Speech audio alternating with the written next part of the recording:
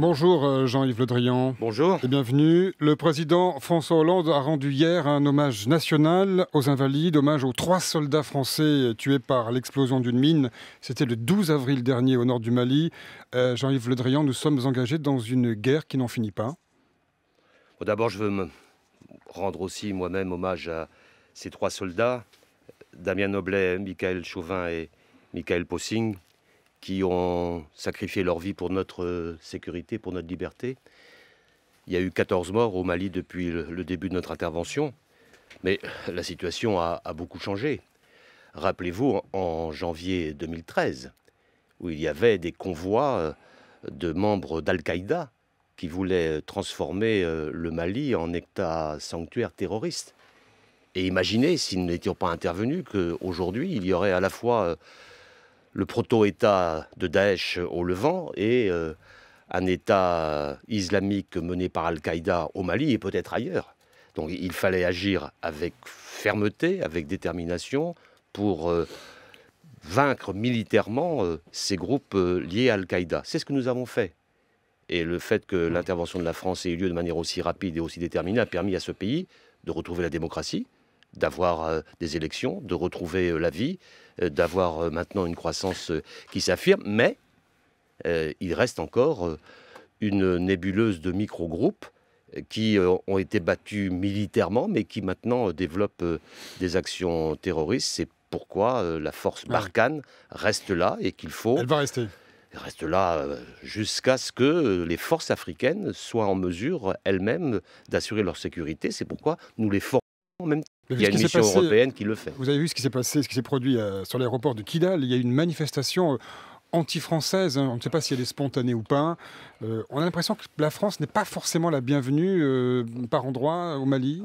Les groupes terroristes, évidemment, ne sont pas satisfaits du fait que Barkhane et que la mission des Nations Unies, la MINUSMA, arrive à contrôler, à sécuriser l'ensemble du territoire parce que ça les empêche de mener leurs actions et de mener leur trafic parce qu'il s'agit à la fois de terroristes et de grands brigands, les deux mélangés qui essayent d'empêcher ce pays de retrouver totalement sa liberté et son intégrité, mais il faut dire que nos forces ont été tout à fait à la hauteur et je voudrais leur rendre hommage ici. Nous sommes là pour la durée, parce qu'il faut mettre en œuvre sur l'ensemble des pays du Sahel, et pas uniquement le Mali, la capacité pour les pays africains d'assurer leur sécurité et leur liberté. Mais c'est en même temps la sécurité et la liberté des Français. Oui. Parce que s'il y avait des actions terroristes qui se développaient à partir de ces pays, c'est notre propre sécurité qui serait en cause. On parle beaucoup de Daesh, mais Al-Qaïda est toujours vivant. Alors vous évoquez la sécurité des Français. Le Premier ministre Manuel Valls,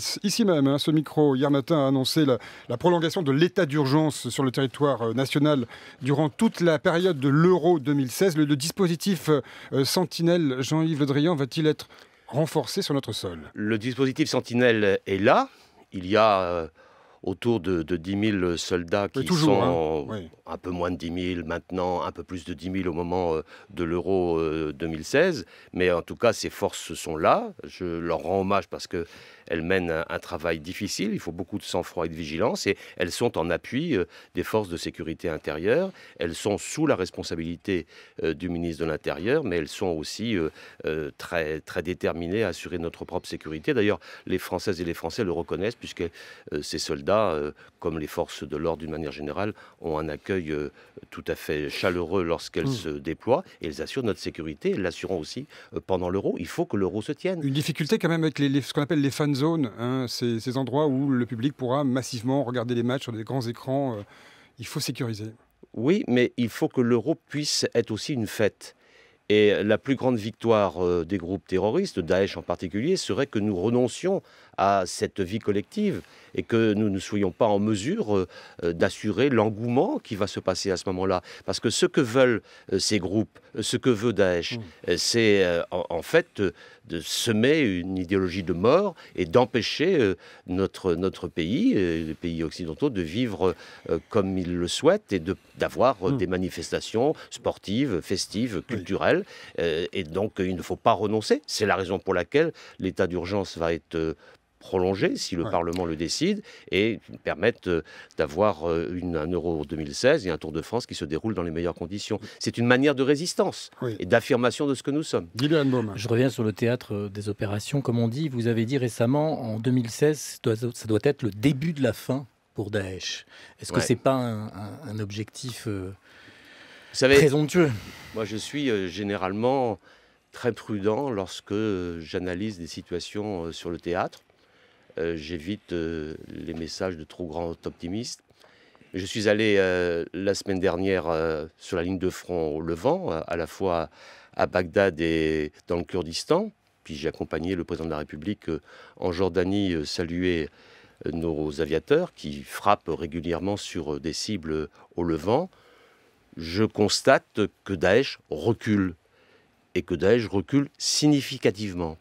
Je pense que depuis l'occupation par Daesh de la Syrie et de l'Irak et depuis la tentative d'attaque sur Bagdad en juin 2014, Daesh a perdu entre 30 et 40% de son territoire. C'est beaucoup. Mais la coalition est sur le point de vaincre Daesh? Alors maintenant, il faut continuer notre action, ce n'est pas fini. Il faut se donner des objectifs. Les objectifs que la coalition se donne, c'est que Mossoul et Raqqa tombent avant la fin de l'année. Je ne vous dis pas que ça va se faire, mais en tout cas, c'est la feuille de route que la coalition de la fin de l'année 2016, que la coalition s'est donnée. Il faudra beaucoup d'acuité pour mener cette bataille, beaucoup de détermination, mais je pense que les conditions sont en train de se réunir pour éradiquer Daesh. Je le dis avec beaucoup de précaution, mais pour la première fois, j'ai ce message un peu d'optimisme. Et puis nous avons des soldats français qui non seulement assurent leur part dans la coalition par des frappes régulières, nous frappons tous les jours quasiment. On n'en parle pas, mais on frappe quasiment tous les jours. Et puis nous avons aussi des soldats qui forment l'armée irakienne et les forces du Kurdistan parce que le territoire sera repris par ceux qui y habitent et non pas par des forces extérieures. Jean-Yves Le Drian, il y a le problème de la Libye également. Vous avez entendu ce matin, selon le HCR, 500 personnes auraient péri noyées en Méditerranée dans leur tentative de traverser depuis la Libye vers la Grèce. On a l'impression. Je sais pas, d'abord, est-ce que vous avez des informations complémentaires sur cette annonce? Non, je n'ai pas d'informations autres que celles que vous donnez. Ce sont des enquêtes en cours. Mais la Libye, c'était le chaos. Par des groupes qui s'affrontaient les uns les autres, une situation politique extrêmement instable, 2 gouvernements qui fonctionnaient en même temps, quasiment 2 parlements qui n'arrivaient pas à s'entendre. Maintenant, il y a un gouvernement d'union nationale qui est présidé par M. Al-Sarraj qui fait preuve d'un grand courage en s'installant à Tripoli et en essayant de rassembler. Quand même, c'est quand même une nouveauté que je tiens à saluer. D'ailleurs, Jean-Marc Ayrault, le ministre des Affaires étrangères, s'y est rendu il y a quelques jours pour montrer le soutien de l'ensemble de la communauté internationale à l'initiative et à l'action déterminée d'Al-Sarraj, qui est vraiment soutenue par toute la communauté internationale. Il faut qu'il réussisse à consolider sa présence et à rassembler les Libyens pour sortir du chaos. Ça, c'est le premier point. Engagement militaire ou pas, il y a 2 risques en Libye. D'abord, même lorsque M. Sarraj sera complètement établi. Le premier risque, c'est la présence de Daesh en Libye, dans la région de Sirte, 4 000 à 5 000 combattants.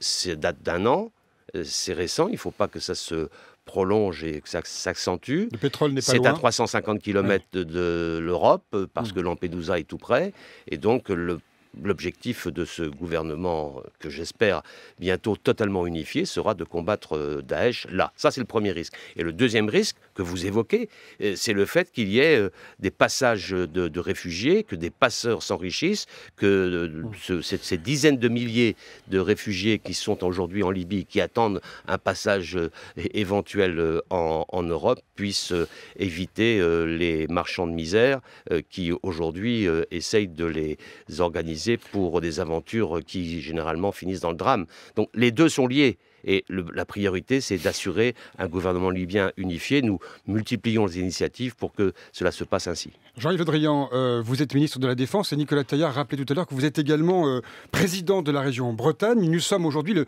21 avril. Ça rappelle des souvenirs peut-être à certains.